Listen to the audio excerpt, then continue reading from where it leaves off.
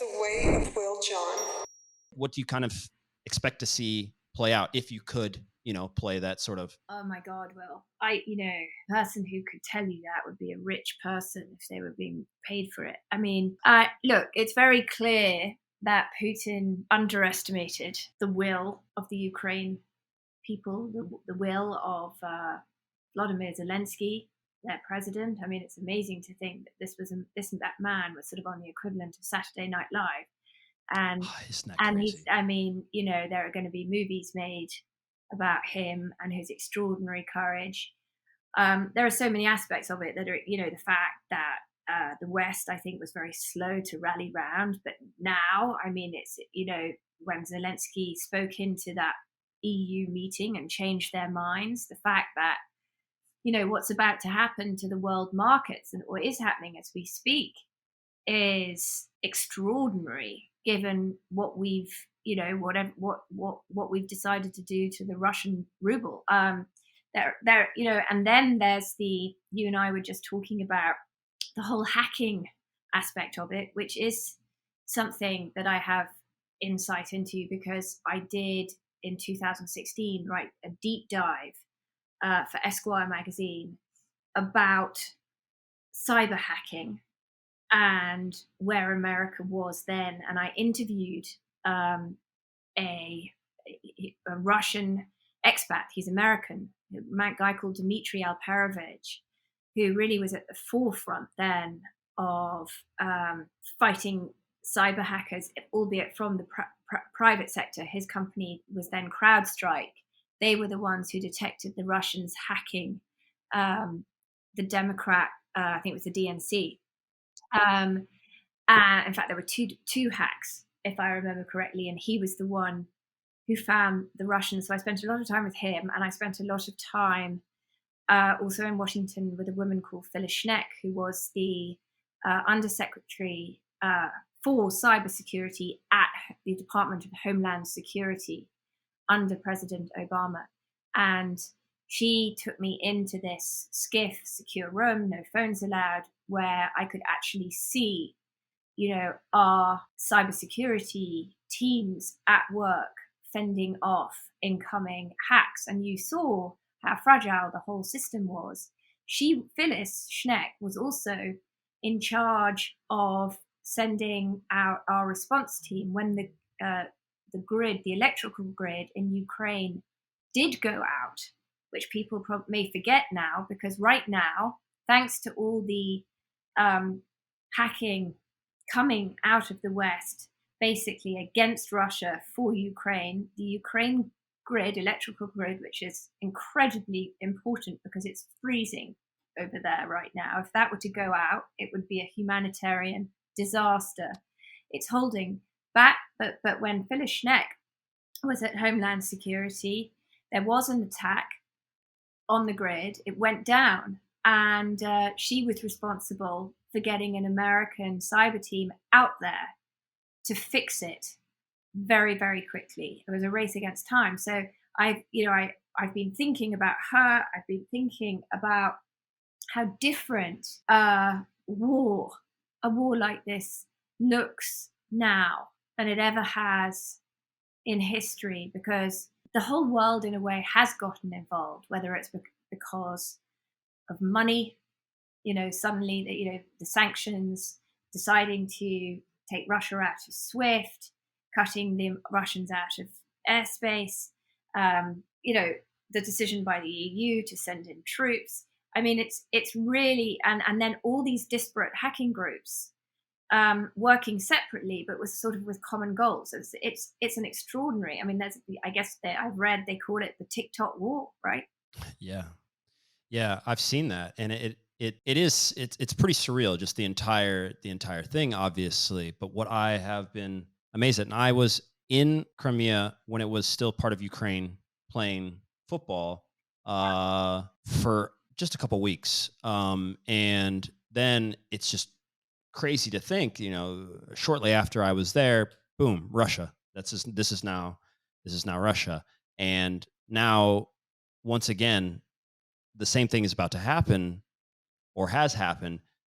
The question that I'd put to you, if he fails, that's Putin Yes. necessarily. If he fails, that's and like you said, he underestimated possibly the Ukrainian will and possibly even the response from the world on Right. on the Well, response. yes, and I think I wrote you're talking. I've published in the last month 2 columns, so interviews with Lev Parnas, who's the Ukrainian-born American businessman who was arrested during the Trump administration, but then became a whistleblower because it turned out he was part of the shadow foreign policy put in place by Trump that Trump was then faced impeachment um, over, which was essentially, working with Rudy Giuliani to force Ukraine and Zelensky, who's now trying to hold Kiev, to announce an investigation into alleged wrongdoing by the Bidens, by Hunter Biden. And, the Ukraine refused to do that. But I got to know Lev Parnas during, I was at CNN. I got to know him while I was reporting on that. And I know that he has very deep ties in Ukraine. So I wanted to get his thoughts on what was, going on there. And, 3 weeks ago, his view, and I think it was a common view, was that Putin would never actually invade because he didn't need to. And he might go into, Donbass, and I think, just 2 states that were easy to get. But that Ukraine is so big that logistically it would be difficult to get to, and that by crippling the country economically, he'd already weakened the government sufficiently that all he needed to do was put in a pro-Russian government, and it would be easy. Well, fast forward 3 weeks, and I went back to Lev Parnas and I said, well, hang on, so now he's going in. What happened? And what he said was, he said, well, Putin was playing chess while everyone else has been playing checkers. And he said that, the West just made it too easy for Putin. That, it was now that he really did have a chance to go in and take Kiev, and that, that's clearly what Putin initially, when he started the invasion, it seemed clear that that's where he's headed. What's been a head scratcher since, and I've told Lev to be on standby so we can do a 3rd column about this, is what did, so in some ways the West played into Putin's hands and made him confident enough that he actually thought he could get away with a land occupation. It's not going so well for him. So what did Putin get wrong, and why? And obviously right now the situation is very precarious. As you and I are talking, he's bringing out the nuclear option. Insane. Right. But I think that, well, the one bright thing, the question is, will any of the oligarchs who he's surrounded by in his mountain cape, will they turn on him? So, sorry, could you even expand on that a little bit? Because it's my understanding. I mean, my understanding isn't great, even though I spent a decent amount of time in Ukraine. The oligarchs that could turn on him. I mean, I'm always fascinated by these Russian oligarchs because these are just otherworldly, Right. beings in a certain sense. But if they turn on him, you say, I mean, I'm sure he has trying to control and keep power in Russia is probably more complicated than he lets on when we all see him riding on a horse and acting like he has complete and total control over the entire country with no opposition whatsoever. I mean, certainly these guys are very powerful as well. So I didn't know. So he has Russian oligarchs that are basically helping him keep in power? No, so what he's done is take the oligarchs with him to his cave, his mountain cave, because he's afraid. He'd taken them with him precisely because he can't run the risk that one of them stages a coup. Oh, wow. While he's holed Okay. up in the cave. But the issue is whether or not they will be so concerned that he's gone so mad. And to your point, if this thing doesn't work, and he potentially puts Russia into a worse place than it was at the end of the Cold War, is it possible that the oligarchs will say, you know what, Just get rid of he's them. now more dangerous for us than anybody else? I mean, we don't know. I mean, it's an extraordinary story playing out in real time with a tragic, tragic loss of life.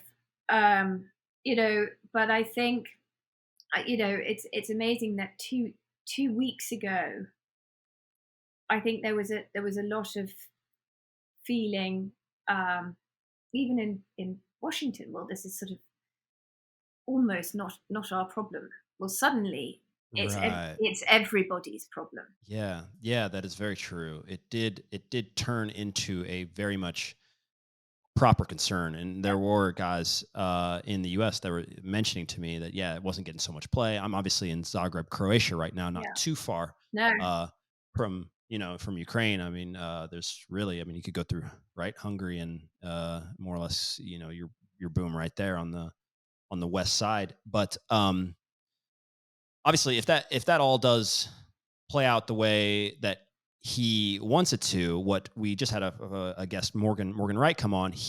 I asked him to speculate, and but at this time Russia had not invaded, to speculate what Putin's idea and plan was, and he felt, based on all, and he's obviously a cyber terrorism expert, and that's Mhm. kind of his realm, and he has a good friend who's a general, who's a major general in the U.S. military, and he says that they talk about those things all the time when they go play golf and stuff. And he said the good old days of the Soviet Union and trying to kind of gain back some of that power was potentially an old goal of his, that he felt that maybe this could be a time to take. That the long-standing game would be to slowly, possibly take back more of what they had Yeah. before, under a very, very, new regime under him. I mean, Yeah. Putin Yeah. came into power obviously when they fell, when the Soviet Union had basically been crumbling, and now he could take it back. So I don't know whether or not that's the truth or not. I mean, we're obviously Well, going to find out. that's certainly his rationale. But if your original question, what happens if it doesn't work? He would have weakened Russia way. I mean, Russia is now isolated.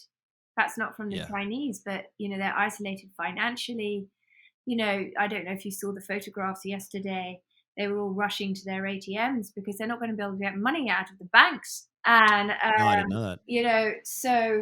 so that's why I say that to you, that the possibility of a coup from from the oligarchs, because a man who becomes as desperate as Putin, who sort of then talks about nuclear options, the oligarchs might just say enough. We'll just have to Right. see.